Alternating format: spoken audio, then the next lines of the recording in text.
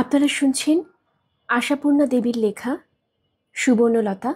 আজ রয়েছে এর তৃতীয় পর্ব।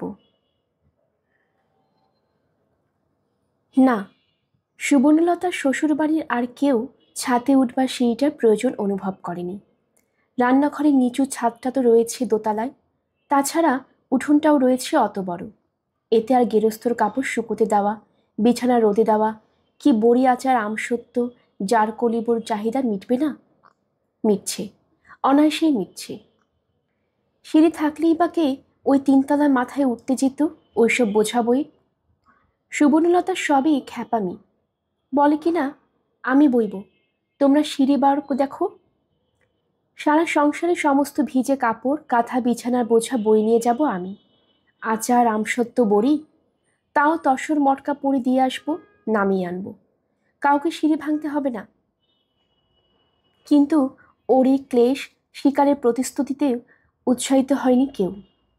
খাওয়া নয়, পড়া নয়, কিনা ছাদে ওঠা, এর জন্য মানুষের খিদে তেষ্টার মতো ছটফটানি ধরেছে। এটা ন্যাকামির মতোই লেগেছে ওদের কাছে। ন্যাকামি ছাড়া আবার কি? এক টুকরো বারান্দা, ছাদে উঠবার একটা সিঁড়ি, এ যে আবার মানুষের পরম চাওয়ার বস্তু হতে পারে, এ ওদের বুদ্ধির অগম্য। বরং সুবর্ণলতার স্বামীর তীক্ষ্ণ বুদ্ধির কাছে আসল তথ্যটা ধরা পড়েছিল। সুবর্ণলতার এই আকুলতার পিছনে যে কোনো মনোভাব কাজ করছে তার বুঝতে বাকি থাকেনি প্রবোধের। ছাদে উঠে 5 বাড়ি জানালা বারান্দায় উকিঝুঁকি দেওয়ার সুবিধে, নিজেকে আর 10 জোড়া উকিঝুঁকি মারা চোখের সামনে বিকশিত করার সুবিধে, আর বিশ্বাস কি যে ঢিল বেঁধে চিঠি চালাচালির সুবিধেটাও নয়।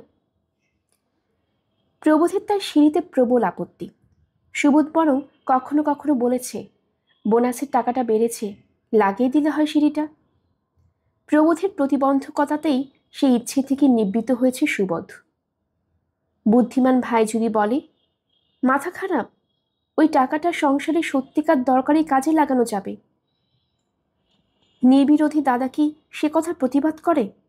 না, করতে পারে। আর সত্যি, গেরস্থের সংসারে তো দরকারে অন্ত নেই। বিছানা বালিশ, জুতো জামা, র্যাপার চাদর, এসবই তো ঘাটতি আছেই সবসময়। মুক্তকেশী তীর্থ খরচ বাবদও কিছু রাখা যায়। পাড়ার গিন্নিরা যখন দল বেঁধে তীর্থধর্ম করতে যান, মুক্তকেশী তাদের সঙ্গ না নিয়ে ছাড়েন না। তখন ছোটাছুটি করে টাকাটা জোগাড় করতে হিমশিম খেতে হয় ছেলেদের। হাতে থাকলে, এইসব দরকারি কাজ থাকতে টাকা ঢালতে হবে ইটের পাজায়। অতএব সুবর্ণলতার কম্পিত আশার কুড়ির ওপর পাথর চাপা পড়ে। কিন্তু সুবর্ণলতার চাওয়ার সীমানা কি ওইটুকুই মাত্র? এক টুকরো বারান্দা, ছাদে উঠবার একটা সিঁড়ি, ব্যাস, আর কিছু নয়। জীবনভর শুধু ওইটুকুই চেয়েছে সুবর্ণলতা? না, তা নয়। বেহায়া সুবর্ণ আরও অনেক কিছু চেয়েছে, পায়নি, তবু চেয়েছে। চাওয়ার জন্য লাঞ্ছিত হয়েছে, উৎপীড়িত হয়েছে, হাস্যপদ হয়েছে, তবু তার চাওয়ার পরিধি বেড়েই উঠেছে। সুবর্ণলতা ভব্যতা চেয়েছে, সভ্যতা চেয়েছে, মানুষের মতো হয়ে বাঁচতে চেয়েছে। সুবর্ণলতা বাইরের পৃথিবীর সঙ্গে নারীর যোগ রাখতে চেয়েছে, দেশের কথা ভাবতে চেয়েছে, দেশে পরাধীনতার অবসান চেয়েছে। সুবর্ণলতা কি তবে পাগল বলবে না কেন তার স্বামী, শাশুড়ি, ভাসুর, দেওর? ওরা বলেছে, বাবার জন্মে শুনিনি এমন কথা। বলেছে, সেই যে বলে সুখে থাকতে ভূতের কিল খাওয়া, মেজ বউয়ের হচ্ছে তাই। রাত দিন অকারণ অসন্তোষ, রাত দিন অকারণ আক্ষেপ। ওরা সুবর্ণলতার ওই চাহিদাটাকে অকারণ অসন্তোষ ছাড়া আর কোনো আখ্যা দেয়নি। ওদের বোধের জগৎটা ওদের তৈরি বাড়ি ঘরের মতো। কোথাও এমন একটা ভেন্টিলেটর নেই যেখান দিয়ে চলমান বাতাসের এক কণা ঢুকে পড়তে পারে। দর্জিপাড়ার ওই গলিটার বাইরে আর কোনো জগৎ আছে এ ওরা শুধু জানে না, তা নয়, মানতেও রাজি নয়। ঘর বানাবার সময় আওয়াজে ভেন্টিলেটর না রাখার যুক্তিটাই ওদের মনোভাব।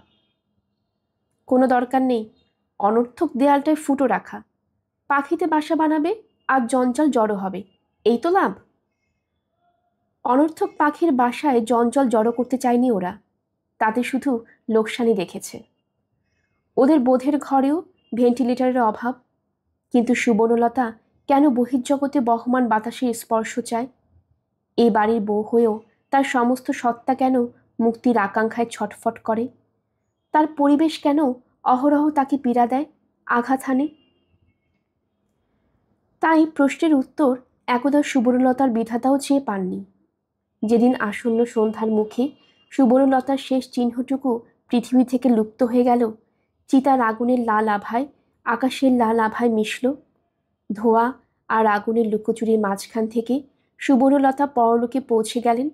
সেদিন যখন চিত্রগুপ্তের অফিসে নতুন কেউ এসে পড়ার ঘণ্টিটা বেজে উঠল, বিধাতা পুরুষ গলা ঝাড়া দিয়ে বললেন, কে এলো হে চিত্রগুপ্ত? চিত্রগুপ্ত গলা ঝাড়া দিয়ে বলে উঠলেন, আগে হুজুর, সুবর্ণলতা। সুবর্ণলতা? কোন সুবর্ণলতা? কাদের ঘরের? আগে হুজুর, বামুনদের। যে মেয়েটা সে 15 বছর বয়স থেকে মরণ কামনা করতে করতে এই 50 বছরে সত্যি মলো। বিধাতা পুরুষ বললেন, তাই নাকি? তা জীবনভর মরণ কামনা কেন? খুব দুঃখী ছিল বুঝি? চিত্রগুপ্ত এ প্রশ্নে পকেট থেকে দূরবীক্ষণ যন্ত্র বার করে চোখে লাগিয়ে কিছুক্ষণ মর্তধামের দিকে সন্ধানী দৃষ্টি নিক্ষেপ করে দ্বিধাযুক্ত স্বরে উত্তর দিলেন, তা তো ঠিক মনে হচ্ছে না, বরং 16 আনার সুখের অবস্থায় তো দেখছি। তবে? চিত্রগুপ্ত মাথা চুলকে বললেন, আগে সে হিসেব দেখতে হলে তো সময় লাগবে। এসব গোলমেলে লোকেদের ডিপার্টমেন্ট আলাদা। বিধাতা পুরুষের কেরানি কবে আবিষ্কার করতে পেরেছিল সুবর্ণলতার উল্টোপাল্টা প্রকৃতির কারণ রহস্য? কবে সে বিবরণ পেশ করেছিল মনিবের দরবারে? কে জানে সে কথা? হয়তো করেইনি, হয়তো বিধাতা পুরুষও আর সে নিয়ে মাথা ঘামাননি।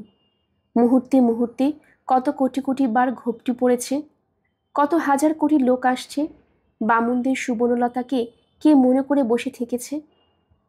প্রশ্নটা তাই নিরুত্তর থেকে গেছে। শুধু শুধু সুবর্ণলতা যতদিন বেঁচে থেকেছে, অহরহ তাকে ঘিরে প্রশ্ন আছড়ে আছড়ে পড়েছে। সংসার শুদ্ধ সবাই খাচ্ছে, ঘুমোচ্ছে, হাসছে, খেলছে, ছেলে ঠ্যাঙাচ্ছে, ছেলে আদর করছে, গুরুজনকে মান্য করছে, গুরুজন রাগ করে চোর হয়ে থাকছে। নিয়মের ব্যতিক্রম নেই। শুধু মেজ বই রাত দিন হয় ঠিকরে বেড়াচ্ছে, নয় দীর্ঘ নিঃশ্বাস ফেলছে, নয়তো এমন একটা কিছু কাণ্ড করে বসছে যা দেখে স্তম্ভিত হয়ে যাচ্ছে লোকে। কি করবে লোকে এ বউকে নিয়ে? গুরু লঘু জ্ঞানের বালাই নেই, কিছুতে সন্তোষ নেই। কেন? কেন? কি তুমি এমন রাজকন্যা যে কিছুতে মনে ওঠে না? আর কথাই বা এত কটকটে কেন শুনি?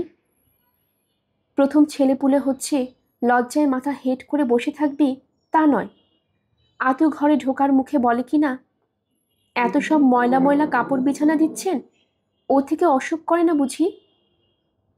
উমাসী সেই ছেঁড়া কাঁথা কাপড়গুলো নামিয়ে এনে ধপ করে ফেলেই নাকটায় আঁচল দিয়েছিল, ওর থেকে লাফিয়ে ওঠা ধুলোর থেকে আত্মরক্ষা করতে।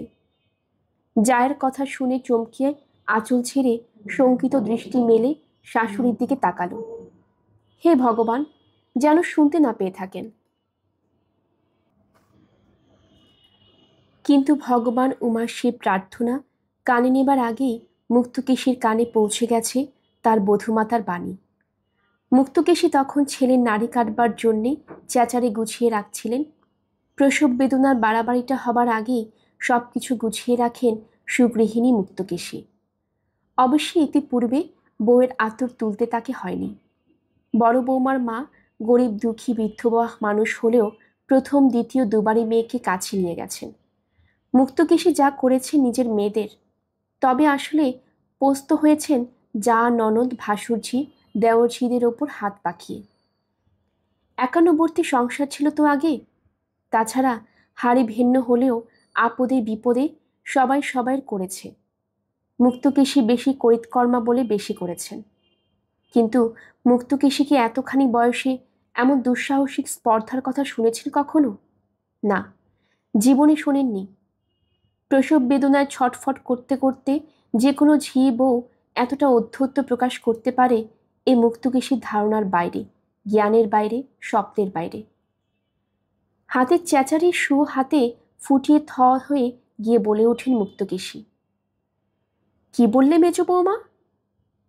মেজ বৌমা প্রায় গোল হয়ে শুয়ে আহ করছিল, তবু ওর মধ্যেই বলে উঠল, শুনতে তো পেলেন, ওই ধুলো ভর্তি ময়লা পুরনো বিছানা কাঁথায় অসুখ করবে, সেই কথা বলছি। মুক্তকেশী রান্নাঘরের বড় উনুনটার মতো গনগনিয়ে বলে ওঠেন, আমার এই কপালটা দেয়ালে ঠুকে ফাটাতে ইচ্ছে করছে মেজ বৌমা, নইলে কোনোদিন নিজের আগুনে নিজেই ফেটে পড়বে। বললে কি তুমি? বললে কি? পুরনো বিছানায় রোগ জন্মাবে তোমার? আতুর ঘরে নতুন বিছানা বালিশ দিতে হবে রাজকন্যাকে?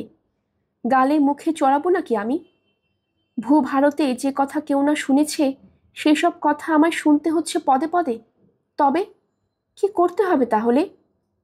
নবাব নন্দিনীর জন্য সাটিনের বিছানার বায়না পাঠাতে হবে? তবে একটু ধৈর্য ধরে থাকো বাছা, এক্ষুনি ঘরের ডাক বাইরে আর বাইরের ডাক ঘরে করে বাড়ির তোলপাড় করো না। পেটের পো পেটে রেখে বসে থাকো। আমার ভাড়াক্রান্ত ছেলে আসুক আপিস থেকে, বলি তাকে বিছানার কাহিনী। সুবর্ণ তখন ছটফটানি শুরু হয়ে গেছে, তবু সুবর্ণ জবাব দিতে ছাড়ে না। মুখ সুবর্ণ, অবোধ সুবর্ণ, সংসার জ্ঞানহীনা সুবর্ণ। বলে, যাগ্গে বাবা থাক, আমার তো মরণ হলেই মঙ্গল। মুক্তকেশী সহসা নিজের গালে ঠাস ঠাস করে দুটো চর বসিয়ে বলে ওঠেন, তোমার মরণ হলেই মঙ্গল? ও রাজু, মাথায় জল দে। রাজু অবশ্য জল আনলো না। মুক্তকেশী বিনা জলেই চাঙ্গা হয়ে আবার বলেন, তাহলে এও বলে মেজ বৌমা, এমন চ্যাটাং চ্যাটাং কথা বলতে তোমার মায়া হয় না? এ কি আমার করবার কথা? প্রথম পোয়াতি শ্বশুর ঘরে আতুর পেতেছে শুনেছ কখনো, না দেখেছ কখনো? বলি, মাই না হয় তোমার কুলের ধবজা বাম মিনসে তো আছে, বাপ আছে, ভাই ভাজ আছে, কাছের গোড়ায় একটা পিসি রয়েছে, নিয়ে যেতে পারলো না? নতুন শাটিন মখমলের বিছানায় শুয়ে আতর তুলতো বাপ। আর উত্তর প্রত্যুত্তরের ক্ষমতা ছিল না সুবর্ণলতার, তবু শেষ একটা কথা বলে নেয়, বাবা যখন নিয়ে যেতে চেয়েছিলেন তখন তো কই পাঠাননি, এখন দোষ দিচ্ছেন কেন? সুবর্ণ যন্ত্রণা ছটফট করছে, মুক্তকেশীও হাড়িধাই গঙ্গামণির আগমন আশা ছটফট করছেন। তথাচ্ছ এই বাগযুদ্ধ। মুক্তকেশী অবাক গলায় যেন আর্তনাদ করে ওঠেন। বাবা নিয়ে যেতে চেয়েছিল? বলে কখন আবার নিয়ে যেতে চেয়েছিল মেজ বৌমা? স্বপ্ন দেখছ নাকি স্বপ্ন দেখাচ্ছ? স্বপ্ন দেখব কেন মা? ইচ্ছে করলে মনে পড়াতে পারবেন। বিয়ের পর নিয়ে যাবার কথা বলেননি বাবা? আপনারাই বলেছিলেন কুসঙ্গে পাঠাবো না। বলেছি, বলবই তো, 100 বার বলবো। মুক্তকেশী বলেন, নিত্যি যদি ওই হতচ্ছাড়া বাপের ঘরে যাওয়া আসা করতে, তুমি কেড়ে এতদিন ঘরে থাকতে মা? কবে জুতো মোজা পায়ে দিয়ে রাস্তায় বেরিয়ে পড়তে? খবরে কাগজ পড়া মেয়ে মানুষ তুমি, সোজা কথা। বাবারে গেলাম গো। সুবর্ণ কাঁদছে উঠে বলে, মায়া মমতা কি আপনাদের প্রাণে একবারের দিনে ভগবান? মরে যাচ্ছে মানুষটা, তবু বাক্য যন্ত্রণা। প্রস্তর প্রতিমা উমাসী হা করে চেয়েছিল তার ছোট জায়ের দিকে। কি ও? মেয়ে না ডাকাত? এত বড় দুঃসাহস কোথায় পেল ও? উমাসী যে দেখে শুনেই বুক কাঁপে, পেটের ভিতর হাত পা সেধিয়ে যায়। সুবর্ণ শেষ কথায় হঠাৎ উমাসীর সমস্ত স্নায়ুগুলো যেন একযোগে ছুটি চেয়ে বসল। উমাসী মুখে আঁচল চাপা দিয়ে হু হু করে কেঁদে উঠল। কেন তা সে নিজেই জানে না। এই আদিক্ষেতায় মুক্তকেশী কি বলতেন কে জানে, কিন্তু বিপদ মুক্ত করল একটি সামান্য ধারালো গলা। এ গলা হারিবউ গঙ্গামণির। সুবর্ণ যন্ত্রণা শুরু হতেই ক্ষুধু গিয়েছিল তাকে ডাকতে। বড় বউয়ের কান্না শুনতে পেয়ে দালান থেকে চিৎকার করে উঠেছে গঙ্গা। বলি, হয়ে গেল নাকি? কান্নাকাটি পড়ে গেল যে। বেয়ারা আসপুন্দাবাজ বউটাকে যতই গালমন্দ করুন, তার জন্যে উদ্বিগ্ন হচ্ছিলেন বৈকি মুক্তকেশী। বিপদকাল বলে কথা। গঙ্গামণির গলার আওয়াজে মুক্তকেশী যেন হাতে চাঁদ পান, আর মুহূর্তে ভোর বদলে যায় তার। অভিমানের গলায় বলে ওঠেন, এতক্ষণে এলি গঙ্গা? বউ এদিকে এখন তখন। গঙ্গা খড়খড়িয়ে ওঠে, তা কি করব বাবু, তোমার নাতি হচ্ছে বলে তো আর এ গঙ্গামণি মরতে পারে না। পান সাজবো, দোক্তা পাতা গুঁড়োবো, পান দোক্তা গুলের কৌটো আঁচলে বাঁধবো, দৌড়ে তালা চাখি নাকাবো, তবে তো আসবো। মুক্তকেশী আরো অভিমানে গলায় বলেন, এখানে কি তুই পান্তস্তা পেতিস না গঙ্গা? হ্যাঁ, এদের কাছে মুক্তকেশী নম্রনত, কারণ এদের নইলে অচল। এই বিপদের দিন তো আসবেই সংসারে, বছর বছরই আসবে। গঙ্গার হাত জোশের নামডাক আছে, তাই গঙ্গার দস্তুর মত অহংকারও আছে, রীতিমতো অহংকার আছে। এতটুকু এদিক ওদিক হলেই খড়খড় করে 5 কথা শুনিয়ে দেবে। তেমন রাগ হলে প্রসূতিকে ফেলে চলে যাবে, নয়তো ইচ্ছে করে অবস্থা খারাপ করে দেবে। তাই তো আজ করতেই হয়। তাই গদগদ গলায় বলতে হয়, ককুড়ি পান খাবি, খা না। খাবো, 5 কুড়ি পান খাবো, আগে তোমার নাতিকে পৃথিবীর মাটি দেখাই। কই গো বড় বৌমা, 1 খুঁড়ি গরম জল দাও দেখি। হ্যাঁ গো, তুমি কাঁদছো কেন? শাওরির গাল খেয়েছো কক বুঝি? তা খেতে পারো, যা দজ্জাল শাওরি, নাতি হলে ঘোড়া বার করতে হবে, বুঝলে গিন্নি, ওর কমে ছাড়বো না। গঙ্গামণির এমনি চোটপাট কথা মুক্তকেশীর গা সহা, তাই মুক্তকেশী চটে ওঠেন না।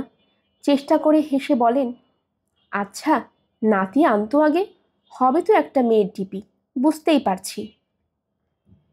মেয়ে হলেও গামলা, মেজু খোকার এই প্রথম, তা মনে রেখো। গঙ্গামণি অতপর তার নিকষ কৃষ্ণ বিপুল দেহখানি নিয়ে আসরে ওঠে। গরম দুধ দাও দেখি, একটু গরম দুধ দাও, জোর আসবে দেহে। ন্যাকড়া কানি পোটলা কই গো, বালিশ আছে, চেঁচারি, মজুত রাখো হাতের কাছে। বলি মেজো বৌমা, অমন হাত পা ছেড়ে দিয়ে নীলবর্ণ হয়ে আছো যে, বুকে বল আনো, পেরানে সাহস আনো। কষ্ট নইলে কি আর কেষ্ট মেলে? কষ্ট নইলে কেষ্ট মেলে না, অতএব কেষ্ট চাইতে হলে কষ্ট করতেই হবে। কিন্তু শুধু যদি কষ্টই ওঠে ভাগ্যে, কেষ্টটিটা না মেলে? মুখপাত প্রথম সন্তান হলো কিনা মাটির ঢিপি এক মেয়ে, ছি ছি। মুক্তকেশী ক্রুব্ধ গলায় বলে ওঠেন, জানতুম গামলা পাবি না কচু পাবি। চলেছিল জমে মানুষে টানাটানির পালা, দীর্ঘ সময় কষ্ট, হয়রানি, উদ্বেগ, উৎকণ্ঠা, তার ফলাফল কিনা একটা মেয়ে। শাক বাজবে না জেনেই বোধ করে চিলের মতো চেঁচানির সাহায্যে পৃথিবীর নিজের আগমন বার্তা নিজেই ঘোষণা করছে। গঙ্গামণিও যেন অপ্রতিভ হয়। নাতির ছলনা দেখিয়ে অনেক কথা বলে নিয়েছে। সত্যি নাতিটি হলে মুখে থাকতো। এই তো মুক্তকেশী বলে উঠলেন, তুমি আর সঙ্গের মতন শাক হাতে নিয়ে দাঁড়িয়ে থেকো না বড় বৌমা, তুলে রেখে দাও গে। চেঁচানির শব্দ শুনেই বুঝেছি আসছে না একখানি নিধি। সুবর্ণ এত কথা শুনতে পায় না। সুবর্ণ যেন চৈতন্য আর অবচৈতন্যের মধ্যবর্তী একটা অবস্থায় নিমজ্জিত। সুবর্ণ যেন দেখতে পাচ্ছে সুবর্ণর মা এসেছে মাথার কাছে, বলছে, ছেলে মেয়ে দুই সমান সুবর্ণ, হেলা করিস না। সুবর্ণ হাত বাড়িয়ে মাকে ধরতে যায়, পারে না। হাত তুলতে পারল না বলে না মা হারিয়ে গেল বলে। হারিয়ে গেল। সুবর্ণ আর তার মায়ের সেই দীর্ঘ ছাদের উজ্জ্বল মূর্তিটা দেখতে পেল না। শুধু সুবর্ণর সমস্ত প্রাণটা হাহাকার করতে থাকে। সুবর্ণ কি স্বপ্ন দেখছিল, নাকি সুবর্ণর অসহায় বাসনাটুকু কল্পনা মায়ের মূর্তিখানি গড়ে সুবর্ণকে ছলনা করতে এলো? কিন্তু মাকে কি সুবর্ণ এত বেশি মনে করে? মার উপর একটা রুদ্ধ অভিমান যেন সে স্মৃতির দরজা বন্ধ করে রেখেছে। সুবর্ণ যে এদের সংসারে ছাড়াও একটা অতীত ছিল, ভুলে থাকতে চেয়েছে সে কথা। হঠাৎ সে অচৈতন্য লোক থেকে যেন জেগে উঠল সুবর্ণ। আর ঠিক সেই মুহূর্তেই যেন ধাক্কা খেল। আবার আবার সেই কাহিনী, সেই কথা আবার গঙ্গামণিকে বিশদ করে বলতে ইচ্ছে করছে মুক্তকেশীর। হ্যাঁ, মুক্তকেশীরই গলা। শ্রোতা গঙ্গামণি, ও আমার পোড়া কপাল, জানিস না তুই? ওলো শোন তবে, মেজ বউ হচ্ছে আমার সইমার নাতনি, সেই যে সেবার জিজ্ঞেস করলেই বারুইপুরে যাচ্ছ কেন গো? বললাম সইমার বাড়ি। তা সেই রকম গিয়েছি, দেখি এই ধিঙ্গি অবতার মেয়ে ঠাকুমার কাছে বসে সোহাগ খাচ্ছে। রূপখানা মন্দ নয়, বালন্ত গরম। মিথ্যে বলবো না, চোখে লাগলো, মনে ধরে গেল। ভাবলাম পেবুর সঙ্গে দিব্যি মানায়। তা সেই কথা বলতে সইমা কপালে হাত চাপড়ালো, বলল, বিয়ে? বিয়ে কে দিচ্ছে ওকে? ওর বিদ্যেবতী মা ওকে বিদ্যে শেখাতে স্কুলে পড়াচ্ছে, আরও পড়াবে, পাশের পড়া পড়বে মেয়ে। শুনে আমি হাঁ। বলি, হ্যাঁ গো, তুমি শাওরি থাকতে বেটা বউয়ের কথায় জয়ী হবে? সইমা বলল, না হয়ে উপায়? দেখিসনি তো আমার বউটিকে, শুনে বুঝলি ঘেন্নায় যেন প্রাণ শতখান হলো। খুব ধিক্কার দিলাম সইমাকে। তারপর পরামর্শ দিলাম, বউকে না জানিয়ে নাতনির বিয়ে দিয়ে ফেলো, হয়ে গেলে তো আর ট্যাফুটি করতে পারবে না। গঙ্গামণির কণ্ঠকাসর বেজে ওঠে। মা কোথায় ছিল? ছিল ছিল এ কলকাতায়। মেয়ে গরমের ছুটিতে আম খেতে গিয়েছিল বাপের সঙ্গে। আমি বলি, এই সুযোগ সইমা, মেয়ের মাকে খবর দাও, হঠাৎ একটা সুপুত্রের সন্ধান পাওয়া গেছে, হাতছাড়া করতে পারছি না, চলে এসো, মেয়ের বিয়ে আরম্ভ হচ্ছে। এই তো ব্যাপার, সরল সাদা ব্যবস্থা। আচ্ছা তুই বল গঙ্গা, কি এমন একটা অন্যায্য কাজটা হয়েছে? কে বলছে অন্যায্য? কে? তা মিথ্যে বলবো না, কেউ বলেনি। দশে ধর্মে সবাই বলল ভাগ্যি বটে মেয়ের। যাচা পাত্তর এসে মেয়ে নিচ্ছে। অন্যায্য বললেন আমার বিয়ান ঠাকুরন, তিনি কলকাতা থেকে এসেই যেন আকাশে পা তুললেন। এই বিয়ে আমি মানি না, এ বিয়ে ভেঙে দেব।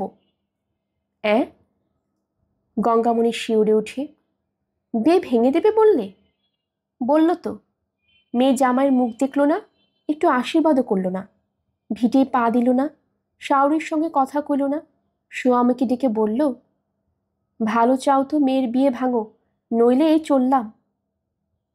বেয়াই আমার খুব দস্তুর করল, শুনলাম হাত জোর পর্যন্ত করল।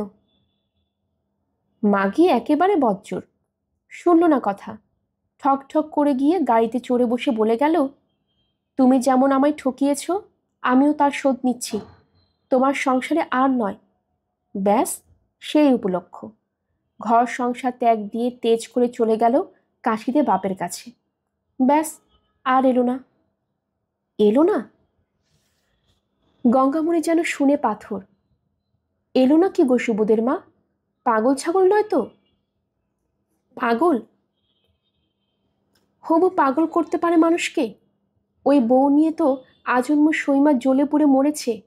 কি তেজ আস্পদ্দা! তা যেমনই মা তেমনই ছা। আমার এই ধনীও তো তেজ আস্পদ্দায় কম যান না। হ্যাঁ গো, তা বাপের বাড়িতে আছে কে এখন? আছে সবাই, বাপ ভাই ভাজ, কাছে পিঠে পিসিও আছে একটা। কিন্তু আমার আর কি ইষ্টলাভ হলো? এই তো প্রথমবার, কোথায় মা বাপ কাছে নিয়ে যাবে, সাদ নেমন্তন্ন দেবে, তা নয়, আমার বুকে বাস চলছে। গঙ্গা বলে ওঠে, হ্যাঁ গো, তা মা আর আসবে না? কি জানি ভাই, তেজ কখনো করলাম না, তেজের আশা জানালামও না, এলো না তো এই এত বছরে। গঙ্গামণি গলা নামিয়ে বলে, হৃৎচরিত্রে ভালো তো? মুক্তকেশী বলেন, ভগবান জানে, যার ধর্ম তার কাছে। তবে মনে হয় সেদিকে কিছু নয়, শুধু তেজ আস্পদ্দা। আমাকে না বলে, আমার অনুমতি না নিয়ে আমার মেয়ে বিয়ে দিয়ে ফেলেছে। নেহি কালেঙ্গে অমন স্বামীর ঘর, এই আর কি। তাজ্জব! তা বাবু বৌদিদি বিয়ান যখন তোমার সইমার পতুবউ, তখন জানতে তো তার ধাক ধরন। স্বেচ্ছা সুখে তার মেয়ে আনলে কি বলে? মুক্তকেশী কপালে হাত দিয়ে বলেন, অদেষ্ট, অদেষ্ট। সমস্ত নিরুপায়তার শেষ কথা। আদি অন্তকাল সে অদৃষ্ট নামক অদৃষ্ট ব্যক্তিটিকেই আসামি খাড়া করেছে লোকে, সমস্ত কিছুর চরমকালে। মুক্তকেশীও করলেন। 3টে বছর গায়েব করেও বিরাজকে আর 12 কোঠায় রাখা যাচ্ছিল না। দেখতে ছোটখাটো, বয়সের বাড়বাড়ন্ত নেই বলেই যে পাড়াপড়শির চোখে ধুলো দিয়ে চালানো যাবে, এ আশা একটু বেশি আশা। সেদিন তো এক প্রিয় সঙ্গিনীর সঙ্গে বন্ধু বিচ্ছেদই ঘটে গেল। মুক্তকেশী তার কাছে আক্ষেপ জানাচ্ছিলেন, ছেলেরা তো আপিস আর তাসপাশা নিয়েই মগ্ন, বোনটার বিয়ের কথা মনেও আনে না। আমারই হয়েছে জ্বালা। একটা পাত্তর টাত্তরের সন্ধান দাও না ভাই, গলা দিয়ে ভাত নামছে না যে। 12 বছর পার হয় হয় মেয়ে। হয়ে গেল উল্টো উৎপত্তি। বান্ধবী বলে বসলেন, এখনো 12 পার হয় হয়? মেয়ে কি তোমার উল্টো দিকে হাঁটছে সুবোধের মা? 5 বছর আগে তো শুনেছি রাজু 10-এ পা দিয়েছে। মুক্তকেশী প্রথমটা পাথর হয়ে গিয়েছিলেন, তারপরে অবশ্য নিজ মূর্তি ধরলেন। বান্ধবীকে বাবার বিয়ে খুড়োর নাচন দেখিয়ে দিয়ে বন্ধুত্বের মূলে কুঠারাঘাত করে চলে এলেন। কিন্তু মনের মধ্যে তো আগুনের দাহ। আবার একদিন মুক্তকেশীর এক জ্ঞাতি ননদ বেড়াতে এসে বলে বসলেন, কোলের মেয়ে বলে বুঝি কাজ ছাড়া করবি না নব? মেয়েকে বীজ রাখবি? বলেই রাজি যে পার হয়ে উঠল। রসনার ধার সম্পর্কে মহিলাটির খ্যাতি আছে। মুক্তকেশীতে তিনি হেলায় জয় করতে পারবেন এ কথা মুক্তকেশীর অজানা নয়। তাই এক্ষেত্রে মুক্তকেশী অন্য পথ ধরলেন। অভিমানের গলায় বললেন, তা তোমরা পিসিরা থাকতে যদি মেয়ের বিয়ে না হয়, আমি আর কি করব ঠাকুরজি? 14 পুরুষ নরকস্থ হলে তোমার গিয়ে বাপ ঠাকুরদার বংশই হবে, আমার নয়। তোমরাই বোঝো। অতএব কলহ এগুলো না। ননদ মুক্তকেশীর ছেলেদের নিন্দাবাদ করে বিদায় নিলেন। কিন্তু তারপর ঝড় উঠল, অবিচ্ছিন্ন ঝড়। মুক্তকেশীর সংসারে সেই ঝড়ের ধাক্কায় তোলপাড় হতে থাকলো। বিরাজ তো মার সামনে বেরোনোই ছেড়ে দিল, কারণ তাকে মাঝে রেখেই তো মার যত বাক্যি বলি। প্রবোধ সুবোধ মার সর্ববিধ কটূক্তি নীরবে গলাৎকরণ করে পালিয়ে প্রাণ বাঁচাচ্ছে। উমাংশী সর্বদাই তটস্থ। এমনকি মুখরা সুবর্ণ মার মন প্রাণ ভালো নেই ভেবে চুপচাপ আছে। এহেন পরিস্থিতিতে সহসা আগুনে জল পড়ল। বড় মেয়ে সুশীলা এসে হাজির এক সম্বন্ধ নিয়ে। বিদ্বান ছেলে, রূপে কার্তিক, অবস্থা ভালো। তারা এই সালে বিয়ে দিতে চায়, কারণ সামনে অকাল পড়ছে। তবে হ্যাঁ, একটু খাই আছে। ফুলসজ্জার তত্ত্ব, দান সামগ্রী, বরাভরণ, নমস্কারী, ননদ ছাপি, কনের গা সাজানো গহনা ইত্যাদি সর্ববিধ সৌষ্ঠব্যের ওপর আবার 300 টাকা নগদ। নগদের সংখ্যাটা শুনেই আঁতকে উঠলেন মুক্তকেশী। 300 টাকা নগদ বার করা কি সোজা? ঘর খরচা, বরযাত্রী কনে যাত্রী খাওয়ানো, এসবও তো আছে। মেয়ের ওপর বিরূপ হলেন মুক্তকেশী। বেজার গলায় বললেন, খুব যা হোক সম্বন্ধ আনলি, তোর ভাইদের বুঝি রাজা রাজরা ভেবেছিস? এখনো বলে বাড়িতে নাই শোধ হয়নি। সুশীলা এর জন্য প্রস্তুত ছিল। সুশীলার ভাড়ারে তাই যুক্তি মজুদ ছিল। ধার দেনা আবার কোন গেরস্থটাকে করতে হয় না? কোনে দায়ে উদ্ধার করতে ধার দেনা করা তো চিরচরিত বিধি। এমন সোনার পাত্র হাতছাড়া করলে এরপর মাটির পাত্রে পেয়ে সপতে হবে, আর তার মানেই চিরটা কাল মেয়েকে টানা। এই যে 3-3টে মেয়েকে পার করেছেন মুক্তকেশী, ভালো ঘরে বরে বিয়ে দিয়েছেন বলেই না নিশ্চিন্তে আছেন, ইত্যাদি ইত্যাদি বহুবিধ যুক্তির জালে বন্দি করতে চায় সুশীলা মাকে। তা মুক্তকেশীরে কি আর মন ছোকে না সোনার পাত্রের দিকে? তবুও আরও বেজার গলায় বলেন, বলে দেখো তোমার ভাইদের, আমার কোচরে তো আর টাকার কড়ি জমানো নেই যে বুকের পাটা করে হ্যাঁ করব। মেয়ে তো তালগাছ হয়ে উঠছে, দেখি আর কাঁপি। তা ভাইদের বলে দেখে সুশীলা। বুদ্ধিমতী মেয়ে বেশ মোক্ষম সময় কথাটা পারে।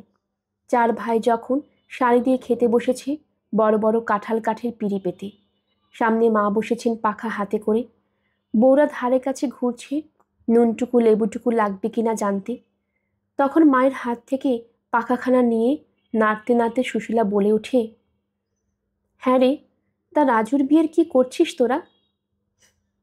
যেখানে বাঘের ভয় সেখানেই সন্ধ্যা হয়। সে প্রসঙ্গে ধুয়ো তুলে ঢালে খাড়া হয়ে আছেন মুক্তকেশী। দিদির মুখেও কিনা সেই প্রসঙ্গ। সন্দেহ কি যে মারি শিক্ষা? কিন্তু সেই সন্দেহ তো ব্যক্ত করা যায় না। সুবোধ থালায় আখ কাটতে কাটতে বলে, খুঁজছি তো, তেমন মনের মতো পাচ্ছি কই। যা তা ধরে তো আর। আহা, তাই বা দিবি কেন? ভালো পাত্র আমার হাতে আছে, তবে খাই একটু বেশি। হ্যাঁ, একযোগে বলে ফেলাই ভালো। বিরক্তি বা বাদ প্রতিবাদের পথ থাকে না। খাই শব্দটা কি ভয়াবহ, যেন হা করে খেতে আসছে। সুবোধের মুখ শুকিয়ে যায়। খাই মানে? কত খাই? কত সে কথা শুনে সুবোধের মুখ আরো শুকায়। গলা ঝাড়া দিয়ে বলে, অত খাই হলে মানে আমাদেরও তো এখন হাতে কিছু নেই। বোনের বিয়ে তাহলে শিকেই তোলা থাক। মুক্তকেশী ঠান্ডা পাথরে গলায় বলে, হাতে যখন টাকা নেই তোমাদের, বলবার কিছু নেই। তবে শাস্ত্রে ভগ্নিদায় আর কন্যাদায়কে সমানই বলেছে। কোন শাস্ত্রে বলেছে এ কথা? সে প্রশ্ন তোলে না মুক্তকেশীর ছেলেরা। এ কথাও তোলে না, না বুঝে সুঝে বুড়ো বয়স অবধি সংসার বাড়াতে তোমায় বলেছিল কে বাপু? তোমার নিবুদ্ধিতার দায় আমাদের পোহাতে হবে, এমন কি বাধ্যবাধকতা? না, তোলে না এসব কথা। শুধু অস্ফুটে বলে, না মানে গহনাটাও গা সাজানো চাইছি কি না, এদিককার সব আছে, তার উপর নগদ। হঠাৎ রান্নাঘরের শেকলটা নড়ে ওঠে। সাংকেতিক ঘণ্টা। সুশীলাই পাখাখানা নামিয়ে উঠে যায়, আর পরক্ষণে হাস্যবদনে এসে বলে, ওই শোনো, হয়ে গেল সমস্যার সমাধান। মেজবউ বলছে গহনার জন্য ভাবতে হবে না তোমাদের। ভাবতে হবে না? চার ভাই একটু সচকিত হয়, যেন ঠিক অনুধাবন করতে পারে না। কিন্তু মুক্তকেশী পারেন। সঙ্গে সঙ্গে একগাল হেসে বলে ওঠেন, বুঝেছি, নির্বুদ্ধি ঠেকে নিজের গয়নাগুলো খয়রাত করবে। বোকা হাবা হলে কি হয়, মনটা ওর বরাবরই উঁচু। ওই সেদিনই ভিখি দেখে একখানা পুরনো কাপড় দিয়ে ফেলার অপরাধে যে ওই বইয়ের দরাজ মেজাজের খোঁটা তুলে নাকের জলে চোখের জলে করেছিলেন তাকে, তা অবশ্য মনে পড়ে না মুক্তকেশীর। মেজ বইয়ের উঁচু মনের পরিচয় ছোট দুই ভাই স্বস্তির নিঃশ্বাস ফেলে ভাতের চুড়ে গর্ত করে ডাল ঢেলে সাপটাতে থাকে।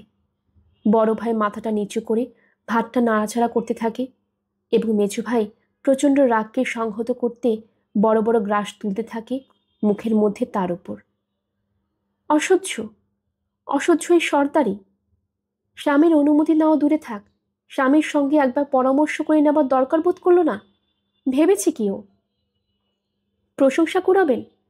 প্রশংসা কুড়িয়ে পেট ভরবে? এদিকে তো আচার আচরণের দোষে নিন্দে গগন ফাটছে। কই, তার বেলায় তো ইচ্ছে হয় না বড় বউয়ের মতন শান্তশিষ্ট হয়ে সুখ্যাতে কিনি। ঘোড়া ডিঙিয়ে ঘাস খাবেন? চাঁদের ছুঁচ দিয়ে লোকের মুখ সেলাই করে দেবেন? রাগে হাত পা কাঁপতে থাকে প্রবোধের। সুশীলার অবশ্য এই ভাবান্তর চোখ এড়ায় না, তবে সুশীলা সে কথা তুলে আর ব্যাপারটাকে উদ্ঘাটন করতে চায় না। তাড়াতাড়ি ভাইদের পাতের কাছে দুধের বাটিগুলো এগিয়ে দিয়ে গুড়ের বাটিটা নিয়ে আসে। প্রবোধ একটা সুযোগ পায়। প্রবোধ এই ছুঁতে মনের উত্তাপ প্রকাশ করে বসে। দুধের বাটিটা বা হাতে ঠেলে দিয়ে বলে, লাগবে না, সরিয়ে নাও। ওমা, সে কি, কেন? পেট ভালো নেই? পেট খারাপ শত্রুর হোক। প্রবোধ থমথমে গলায় বলে, এসব বাবুয়ানা ছাড়তে হবে এবার।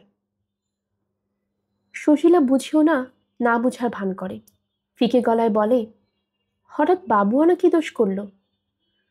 প্রবোধ গুজগুজে গলায় বলে, যাদের এক পয়সা সংস্থান নেই, এক কথায় মেয়ের গায়ের গহনা হাত পড়ে, তাদের এমন দুধ খেয়ে খাওয়া মানায় না।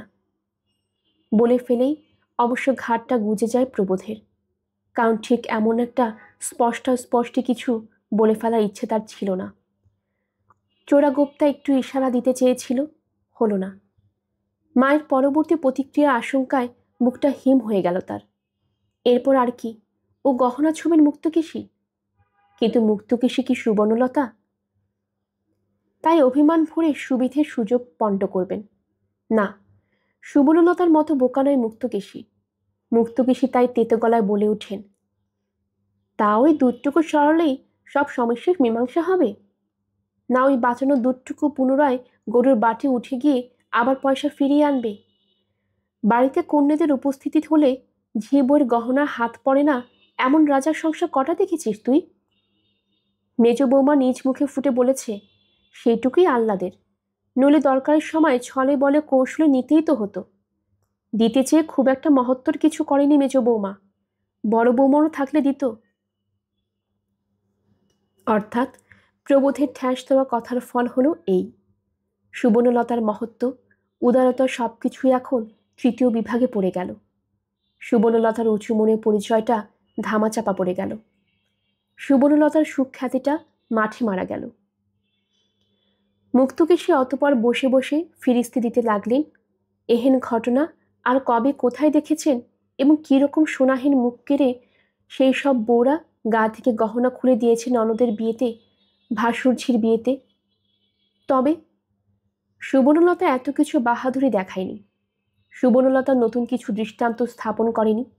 সুবর্ণলতা মনটাকে যে উঁচু মন বলে স্বীকৃতি দিয়েছেন মুক্তকেশী, সে কেবল মুক্তকেশী নিজের মন উঁচু বলে। কিন্তু সুবর্ণলতার সেই মনের স্বীকৃতি কি রইল? বিরাজের গায়ে হলদের দিন যখন মুক্তকেশী মেজ বৌমার গহনার বাক্সটি তরঙ্গ থেকে বার করলেন মেয়েকে সালঙ্কারা করবার জন্য, তখন কি দর্জিপাড়া ওই বাড়িটায় একটা বজ্রপাত ঘটে গেল না? দোয়াত আছে, কালি নেই, বাক্স আছে, গহনা নেই। মুক্তকেশীর ঘরে তোরঙ্গ, মুক্তকেশীর কোমরে খুনশিতে চাবি, অথচ মুক্তকেশীর অজান্তে সে গহনা হাওয়া। এহেন ঘটনায় বিয়ে বাড়িতে যতদূর হুলস্থুল হবার তা হয়েছিল বই কি। বেশি বই কম হয়নি, কারণ বিয়েতে মুক্তকেশীর 3 বিবাহিতা মেয়ে এসেছে সপরিবারে। এসেছেন মুক্তকেশীর ভাজ বোন, মাস্তুতো বোন হেমাঙ্গিনী। সকলে গালে হাত দিয়ে ভূত না চোর?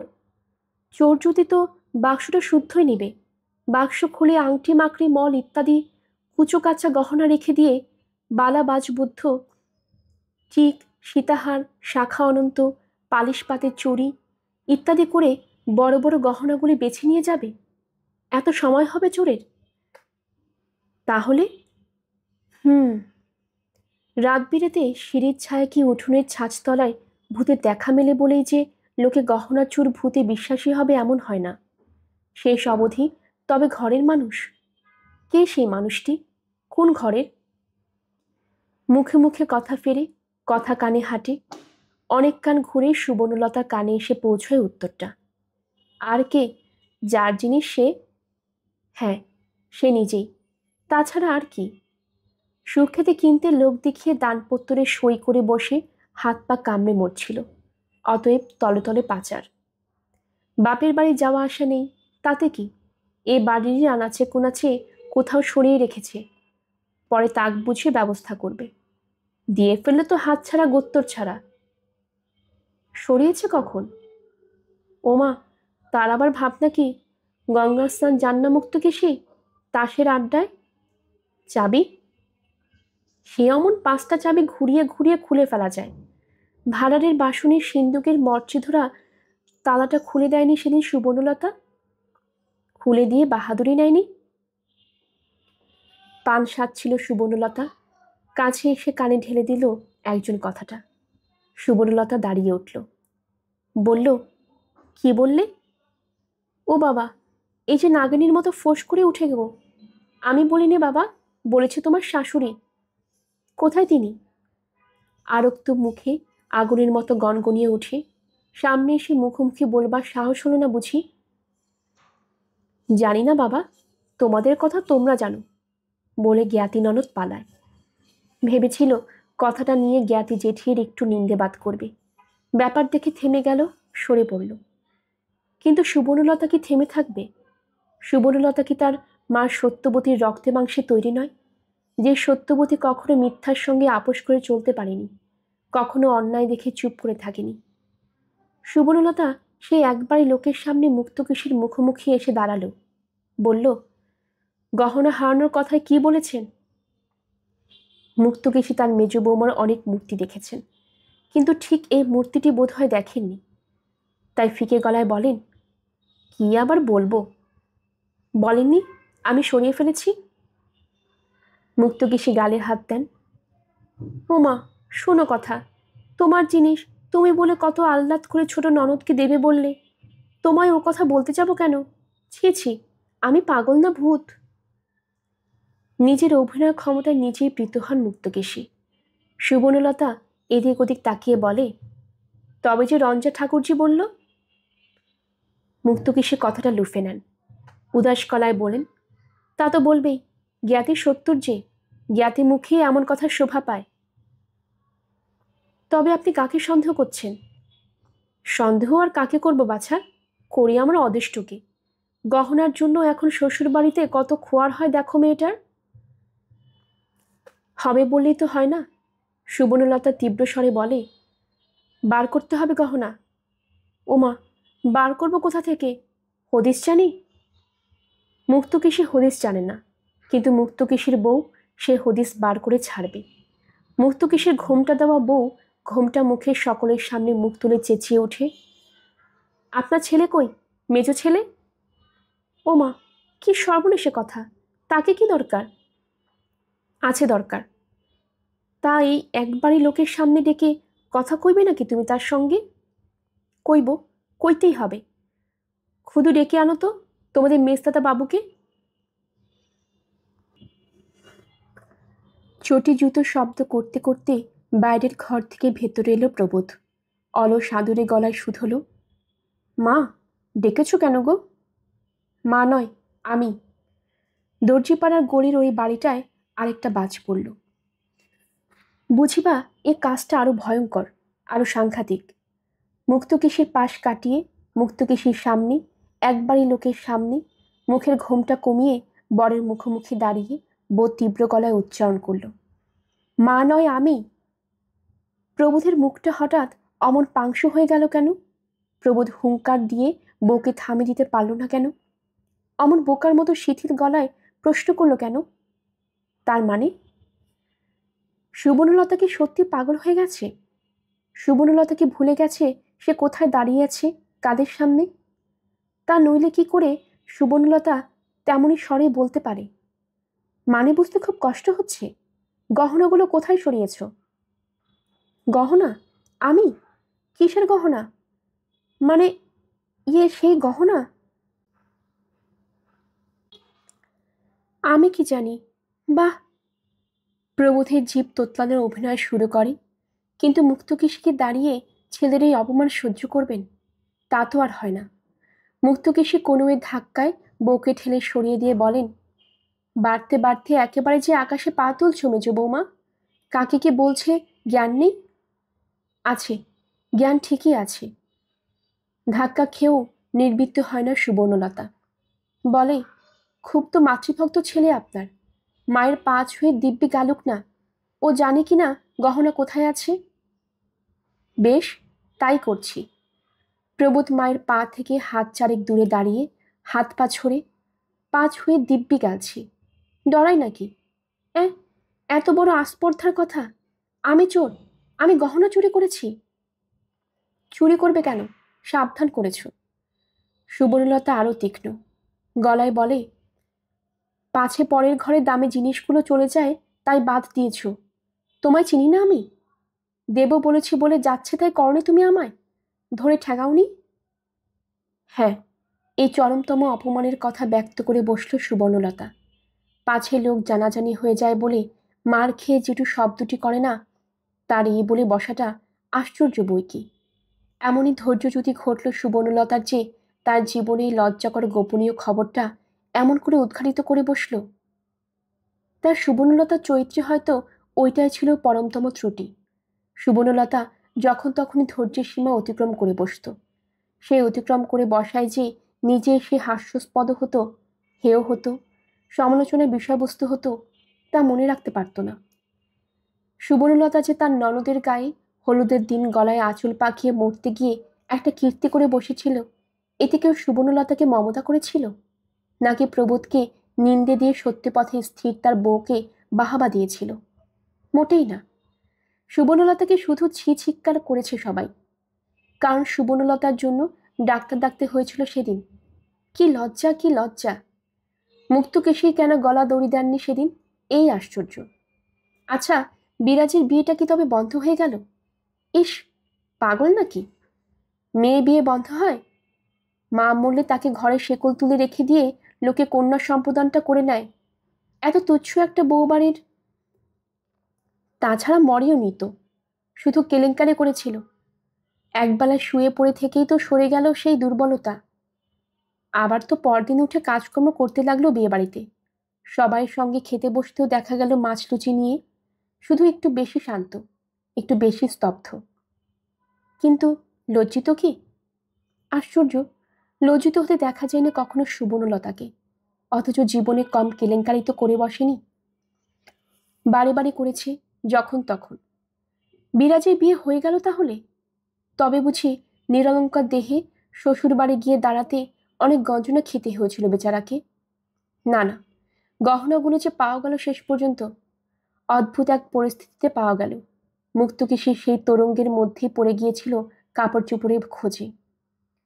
হয়তো গহনার বাক্সটায় চাবি দেওয়া হয়নি, হয়তো অসাবধানে কোনো সময় উপর হয়ে পড়ে গিয়েছিল বাক্সটা। ঠিক ঠিক সবই পাওয়া গেল। স্বাস্থ্যবতী সুবর্ণলতার দরুন গায়ে বড় জোরে কলকা বসানো মখমলের জামা আর বেগুনি ডুরে ভারী জরিদার বেনারসি পরে সর্বাঙ্গে ঢলঢলে গহনা ঝলমলিয়ে শ্বশুরবাড়ি গেল বিরাজ, চোখের জলে ভাসতে ভাসতে। বাবার আগে গোপনে সুবর্ণলতার হাত ধরে কেঁদে বলেছিল,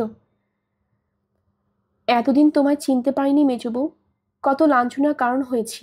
তুমি দেবী। সুবর্ণ চোখেও জল ছিল বইকি।